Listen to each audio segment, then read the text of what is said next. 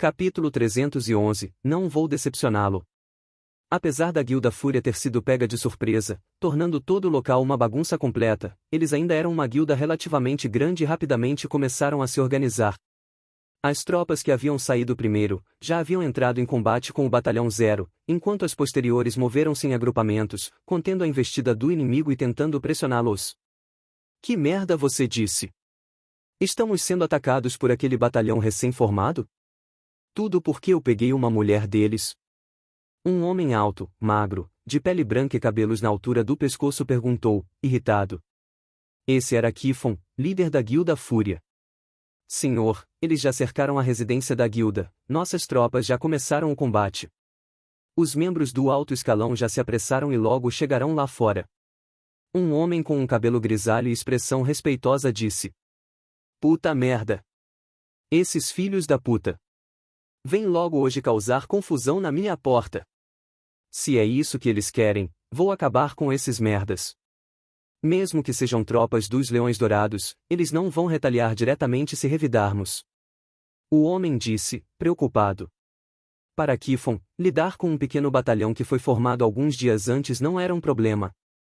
Sua real preocupação era como lidar com as consequências disso, afinal, ele estava no território dos Leões Dourados. Provocar o soberano local era um ótimo jeito de assinar a sentença de morte da sua guilda.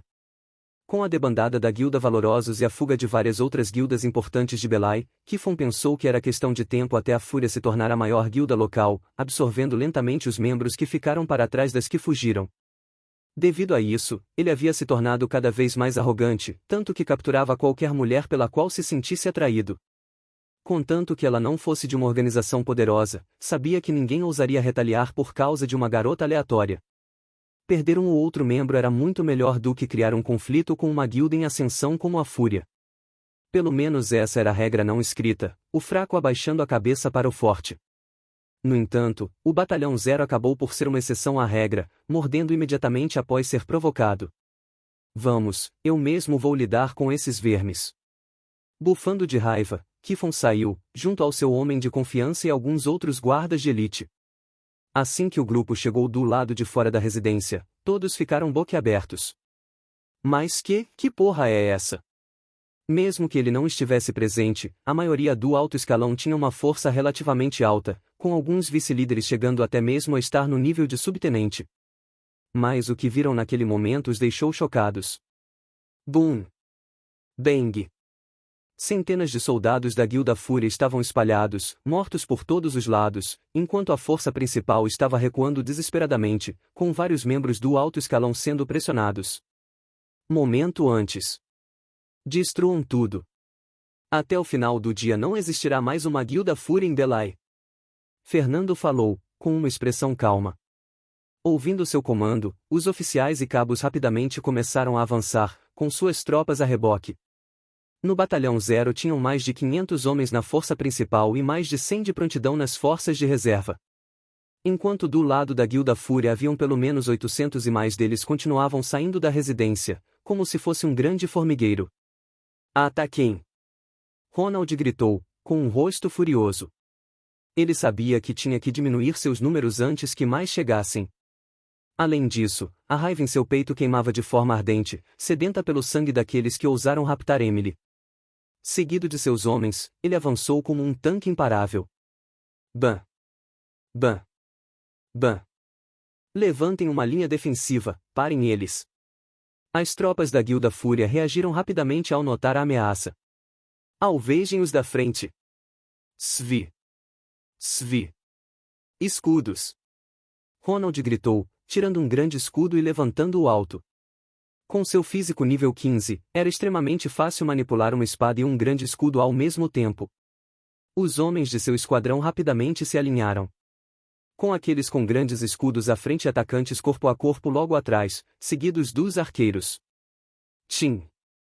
Tchim! Tchim! Mais de 100 flechas atingiram o esquadrão de Ronald, fazendo-os parar. Qualquer esquadrão normal seria aniquilado por um ataque como esse, mas o grupo parecia como uma grande tartaruga, com carapaças por todo o lado. Essa era uma das táticas que haviam treinado exaustivamente. Apesar de ser extremamente efetiva e bloquear a maioria dos ataques, ainda não era perfeita, alguns membros mais lentos acabaram errando. Perfura. Perfura. Ah!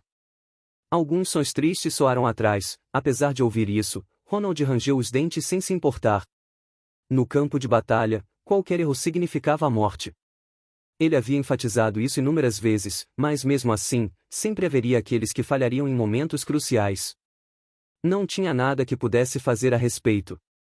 Svi. Svi. Bum. Bum. Várias bolas de fogo e flechas cruzaram o ar. Luiz e alguns outros poucos magos do Batalhão Zero disparavam sem parar, forçando os inimigos a se defenderem e diminuírem os ataques à distância. Mesmo que muitos fossem magos novatos ou veteranos independentes que haviam recém se alistado e não tivessem uma boa coordenação, era suficiente para causar algum caos. Aproveitando isso, os esquadrões de Léo, Hugo, Lance e Leni avançaram como uma flecha. Bam! Bam! Bam! As tropas colidiram ferozmente. Hugo em especial era um gigante no campo de batalha, sua altura e força já eram surpreendentes mesmo com atributos baixos. Após consumir as poções Falserivrat, ele havia se tornado a verdadeira definição de tanque. Sempre que brandia seu gigantesco escudo para a frente, 2 ou 3 homens voariam. Por outro lado, Léo e Leni tinham estilos semelhantes. Enquanto o baixinho Leni avançava com rapidez, cortando seus inimigos feito louco, Léo avançou de forma feroz e impetuosa, rasgando todos que entravam em seu caminho. Seguido deles, os outros esquadrões avançaram, batendo de frente com as tropas da Guilda Fúria. Bem atrás, Fernando tinha uma expressão calma, enquanto via aquela cena. Ao contrário do seu hábito normal, ele não se apressou para a linha de frente, mas ficou na retaguarda, observando com paciência. As tropas do Batalhão Zero estavam pressionando a Guilda Fúria por todos os lados. O que não era uma surpresa para Fernando, afinal, se com mais de uma dúzia de pessoas de nível subtenente ou próximo, eles não conseguissem pelo menos isso, seria uma vergonha. Mas que merda, por que eles são tão fortes? Um vice-líder da Fúria exclamou, enquanto trocava golpes com Lance. A força geral das tropas da Guilda Fúria era melhor, com muitas elites e soldados experientes, além de seus números maiores. No entanto, cada esquadrão da linha de frente do Batalhão Zero tinha pelo menos um monstro, o que os fez tremerem de medo. Rapidamente o alto escalão da guilda avançou, escolhendo um oponente. Se eles não parassem essas pessoas, suas tropas seriam dizimadas aos poucos. Combates se iniciaram por todo lado. Gritos e rugidos eram ouvidos, enquanto metal colidia contra metal. Os vice-líderes e o restante do alto escalão da Guilda Fúria estavam totalmente focados em parar os cabos do Pelotão Zero. No entanto, eles não tinham membros fortes suficientes para fazer isso e logo a diferença de força ficou evidente. Leni, Léo e alguns outros que não tinham oponentes à altura logo começaram um massacre. Vendo aquela cena, a expressão de Fernando mudou. Carol, sua vez, e disse, de forma calma. Ataque o lado direito pela retaguarda, não precisa causar muitos danos, basta assustá-los. Ouvindo isso, Carol, que estava montada em um dos lobos prateados logo atrás, assentiu. Levantando a lança, gritou. Esquadrão Dama de Prata, comigo. Logo 10 lobos prateados, com pessoas montadas em suas costas, avançaram. Quando Carol avançou, seu olhar e o de Fernando cruzaram-se. Havia hesitação em seus olhos, não pela batalha especificamente, mas por ela. Vendo isso, Carol sorriu largamente para seu amado, como se dissesse: eu sou sua lança. Respirando fundo, Fernando fechou os olhos por um segundo e então os abriu novamente. Com uma expressão mais calma, olhava as costas de sua esposa, que estava indo para a batalha. Por mais que quisesse protegê-la, não poderia fazê-lo para sempre, não em Avalon, não nesse mundo. A melhor proteção que ele poderia oferecer, era dar a ela sua própria força. Como uma flecha, o esquadrão Dama de Prata avançou pelas ruas laterais, contornando as escaramuças no caminho e indo até onde o esquadrão Valorosos de Leni estava. As tropas lideradas por Leni consistiam em membros experientes de sua antiga guilda, então cada um sabia como se portar adequadamente no campo de batalha, avançando e defendendo-se de forma ordenada. No entanto, como se tivesse recebido um sussurro em seu ouvido, Leni congelou no lugar. O rapaz baixinho olhou para trás, para seu líder, o jovem pálido em armadura negra que estava ao longe, na retaguarda. Então de repente sorriu. Para um novato completo, Até que ele não é ruim. E disse, rindo.